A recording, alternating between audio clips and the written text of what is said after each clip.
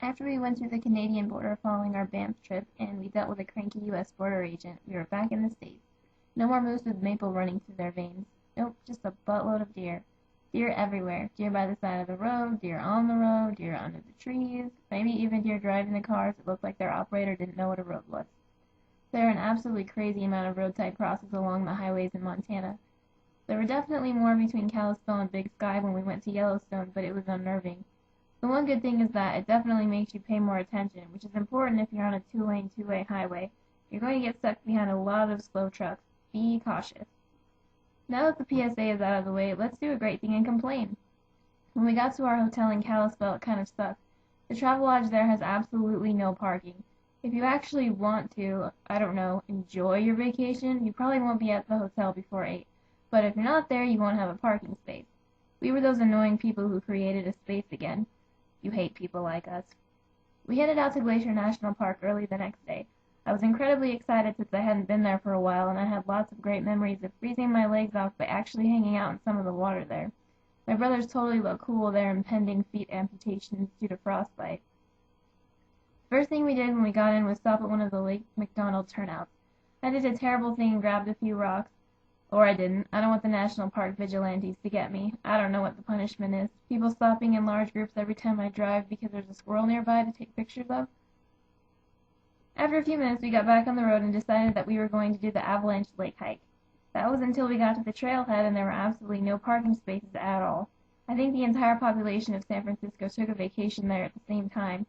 Travel to national parks in the middle of July can kind of be like that. It made me understand why my parents decided to go with us in May or October when we were annoying little uns.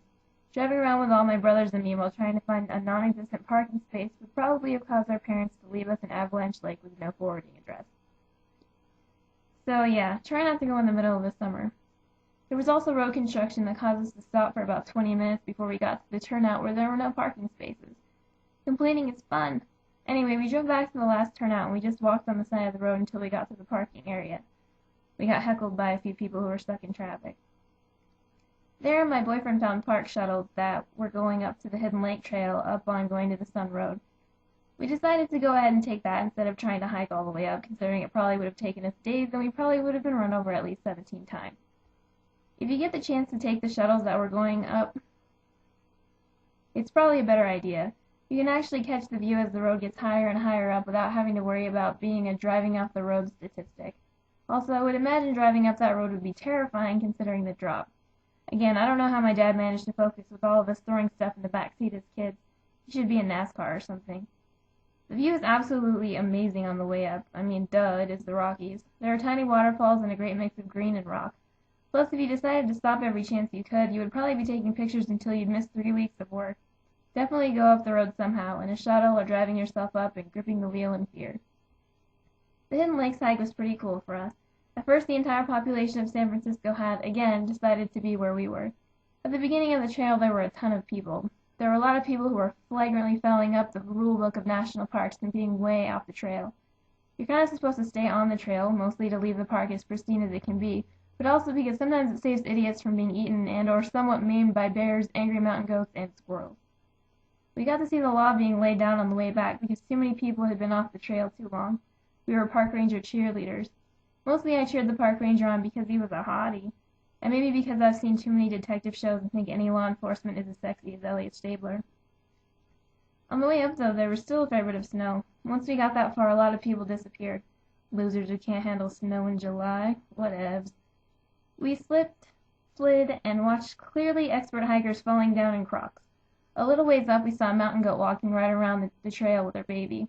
The animal paparazzi convened. At national parks, people become convinced that all of the animals are misunderstood and just want to be cuddled and show up on everyone's Facebook page and embraced with all park visitors.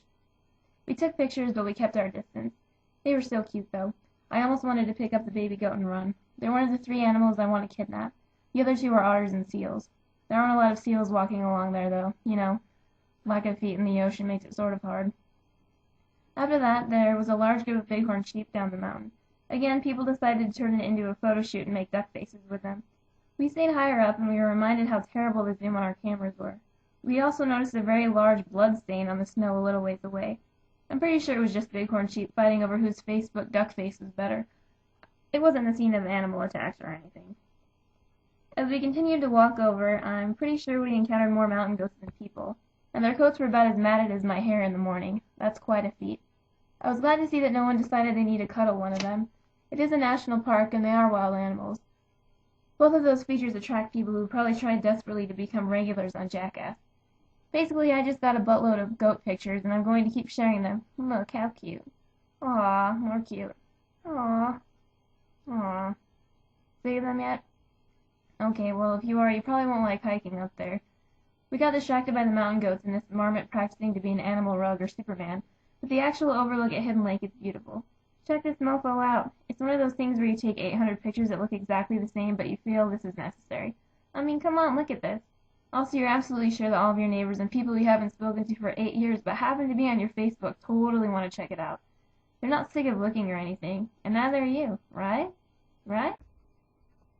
Well, anyway, we finally left and said goodbye to all of our new matted-haired friends, and started on our way back. There were still people sliding off of the cliff and people way off the path who needed a stern talking to by a sexy park ranger.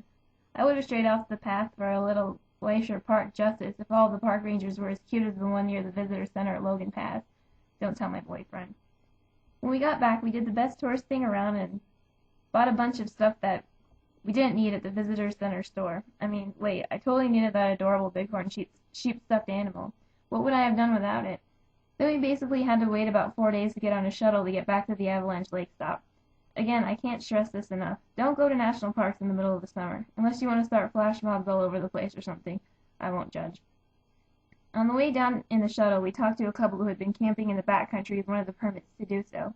It sounded really awesome, especially the part about not being able to bathe for about 10 days.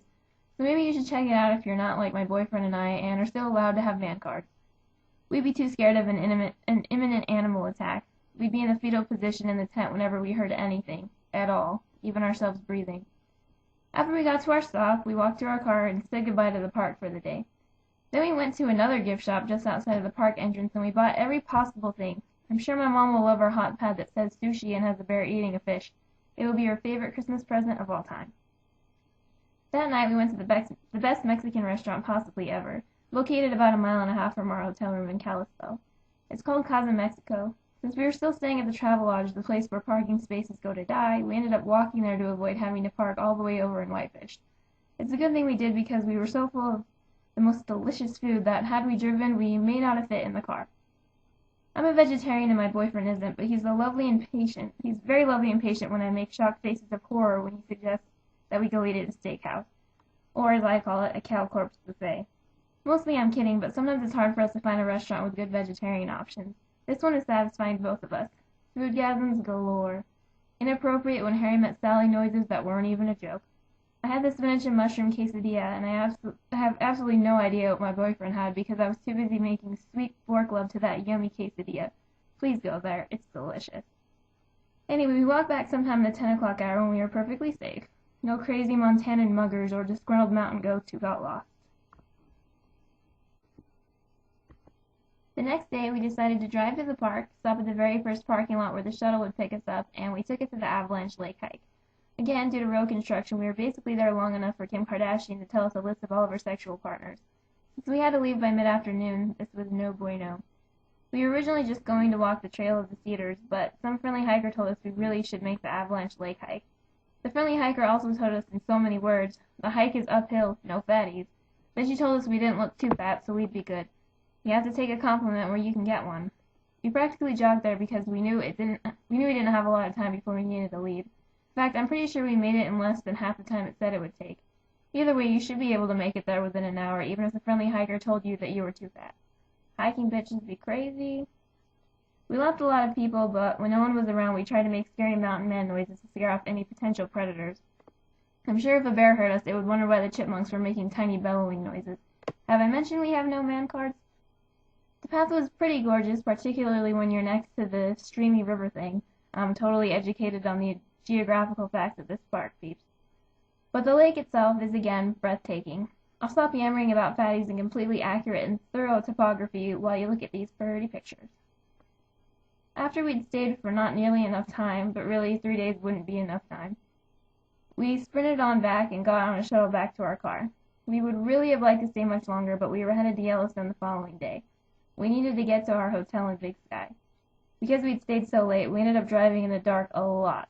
Considering there are more deer in Montana than there are Bibles in the southern states, it wasn't super safe. We kept getting tailgated because I was going a bit below the speed limit on turns because there are roadside crosses and cute little deer faces everywhere. But kids, I have something very important to tell you. When there was a turnout, I always stopped and let people pass me. This is what mature and non-douchey slower drivers do. If they wanted to swerve to hit a deer and drive into the river, who was I to stand in the way of their dreams?